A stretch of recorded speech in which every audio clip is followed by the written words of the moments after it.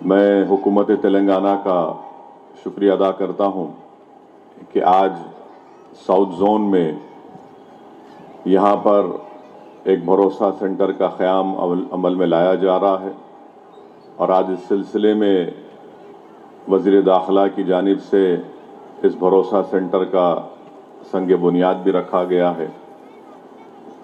یہ بڑی خوشی کی بات ہے کہ جس مقام میں، جس محلے میں آج اس بھروسہ سینٹر کے سنگ بنیاد رکھا گیا، اس کا نام زہرا نگر ہے، اور آپ اور ہم جانتے ہیں کہ ہمارے نبی و رسول صلی اللہ علیہ وسلم کی صاحبزادی کا نام فاطمۃ الزہرا ہے، جس کو ہم شہزادی جنت بھی کہتے ہیں، اور زہرا کے معنی یہ بتائے گئے ہیں کہ مدد کرنے والی۔ تو یقیناً یہ بھروسہ سینٹر ان تمام پریشان اور تکلیف میں مبتلا خواتین کی مدد اس سے ثابت ہوگی، اور ساتھ ہی ساتھ یہ بات بالکل سچ ہے کہ ہمارے معاشرے میں چاہے وہ مسلمان ہوں، ہندو ہوں، یا دلت ہوں، یا بیکورڈ کلاس سے ان کا تعلق ہو، یا عیسائی ہوں، یہ بات بالکل میں اپنے چھوٹے سے سیاسی تجربے کی بنیاد پر کہہ رہا ہوں کہ ہمارے اس معاشرے میں خواتین سے ناانصافی ہوتی ہے، خواتین پر ظلم ہوتا ہے، اور خاص طور سے جب لاک ڈاؤن ہوا، اور لاک ڈاؤن کے درمیان میں جہاں پر ساری دنیا میں لوگ اپنی انسانیت کے مظاہرے کر رہے تھے، پولیس کے لوگ، ہیلتھ کے ڈپارٹمنٹ کے ڈاکٹرز، نرسز اپنی جانوں کو سامنے رکھ کر، اور پھر سیاستدان اپنی طرف سے خدمت کر رہے تھے، وہیں پر اس کا ایک جو ڈارک پہلو تھا، ایک خراب بات جو پورے لاک ڈاؤن میں نظر آئی، وہ یہ ہے کہ گھروں میں جو خواتین تھی ان پر ڈومیسٹک وائلنس کا بہت اضافہ ہوا۔ اس لیے بہت ضروری ہے کہ اس برائی کا ہم خاتمہ کریں، اور یہ خاتمہ اسی وقت ہوگا جب معاشرے میں ایک شعور بیدار ہوگا اور ہم خواتین کو اپنے برابر کا حصہ دار سمجھیں، ان کو اپنا غلام نہ سمجھیں، نہ ان کو کمتر سمجھیں۔ جب یہ سوچ میں تبدیلی آئے گی تو یقیناً خواتین پر ظلم کا خاتمہ ہوگا۔ میں ہمارے مسلمان بھائی اور بہنوں سے عرض کرنا چاہ رہا ہوں کہ اللہ کے رسول صلی اللہ علیہ وسلم کا آخری خطبہ، جس کو انگریزی میں کہتے ہیں کہ لاسٹ سرمن، اس آخری خطبہ جو میں سمجھتا ہوں کہ ساری انسانیت کے لیے ایک ہیومن رائٹس کا چارٹر ہے، ڈکلیریشن ہے، جس میں محمد صلی اللہ علیہ وسلم نے کیا کہا؟ آپ نے فرمایا کہ کسی کو تکلیف مت دو تاکہ تم کو کوئی تکلیف نہ دے۔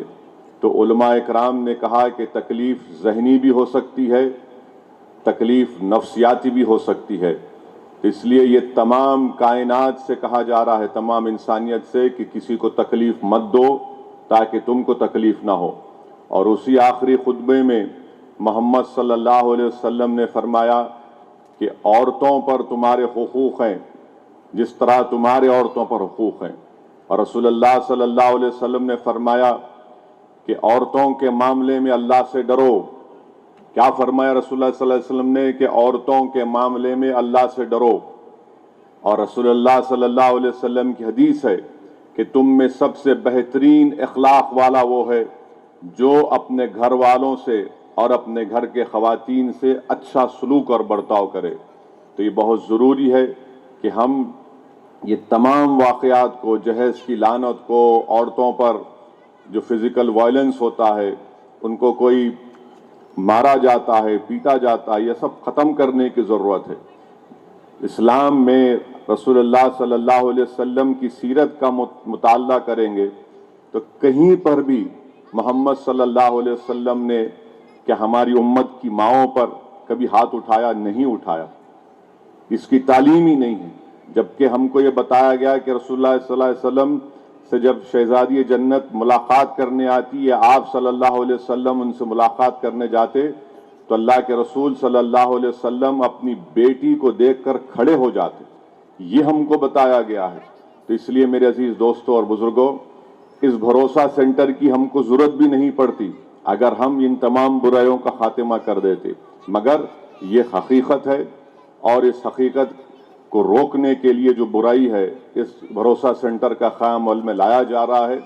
और मैं उम्मीद करता हूं कि यहाँ पर जो पुलिस के अहदेदारान यहाँ पर इस बिल्डिंग के तामीर होने के बाद यहाँ पर वो फायज होंगे, वो हमदर्दी से, शफकत से और पूरी अंडरस्टैंडिंग के साथ जो ख़वातीन यहाँ पर इनसे रुजू होंगी अपने मसले मसाइल को लेकर, वो उसको अच्छी तरीके से उनको समझाएंगे, काउंसलिंग करेंगे और इस माशरे की जो बुराई है इसका खात्मा होगा। मैं शुक्रगुजार हूँ हमारे दो ख़वातीन आला पुलिस अहदेदारान जो यहाँ पर हैं, हमारे एडिशनल सीपी साहिबा मोहतरमा और मोहतरमा स्वाति लकड़ा साहिबा, जिन्होंने शी टीम के ज़रिए एक बेहतरीन हैदराबाद में ख़वातीन के तहफ़्फ़ुज़ के लिए और हमारी बच्चियों के तहफ़्फ़ुज़ के लिए जो खिदमात अंजाम दे रही हैं, मैं उनका शुक्रिया अदा करता हूं।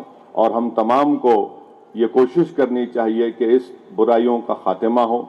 और अभी होम मिनिस्टर साहब, वज़ीर दाखिला साहब बता रहे थे कि हमारे शहर में दोबारा कोविड का, कोरोना के केसेस में इजाफा हो रहा है। तो मेरी आप तमाम से गुजारिश है कि तमाम एहतियाती तदाबीर को इस्तेमाल करिए।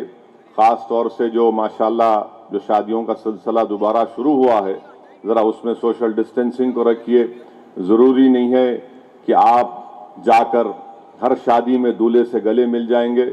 अगर आप गले मिलेंगे तो याद रखिए कोरोना आपको दूल्हा बना देगा। तो इसलिए बहुत ज़रूरी है कि एहतियात करिए, दूर से दूल्हे को मुबारकबाद दीजिए, क्योंकि कोरोना ऐसा है कि कभी किसी को दूल्हा बनाता तो कभी किसी को दुल्हन बना देता। तो दवाखाने अभी भी आबाद हो रहे हैं, इसको बचाइए अपने आप को। और जितना हो सके आप लोग वैक्सीन भी लीजिए।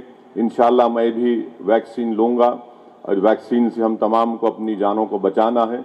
मैं उम्मीद करता हूं कि पुलिस डिपार्टमेंट जल्द से जल्द ये इस बिल्डिंग के काम को शुरू कराकर, बताया गया है कि 12 महीने में इसको ख़त्म कर दिया जाएगा। मेरा जो सियासी तजुर्बा है, पुलिस गवर्नमेंट की तरफ से कोई काम 12 महीने में नहीं होता, कम से कम 24 महीने में आप उसको ख़त्म कर दीजिए, मगर ज़रूर ख़त्म करिए। मैं फिर से हमारे कमिश्नर पुलिस साहब का, अंजनी कुमार साहब का बेहद शुक्रिया अदा करता हूं कि उनके मातहत शहर हैदराबाद में सुकून है और वो तमाम लोग मिलकर कोशिश कर रहे हैं। शुक्रिया। वाखिर दावानिल।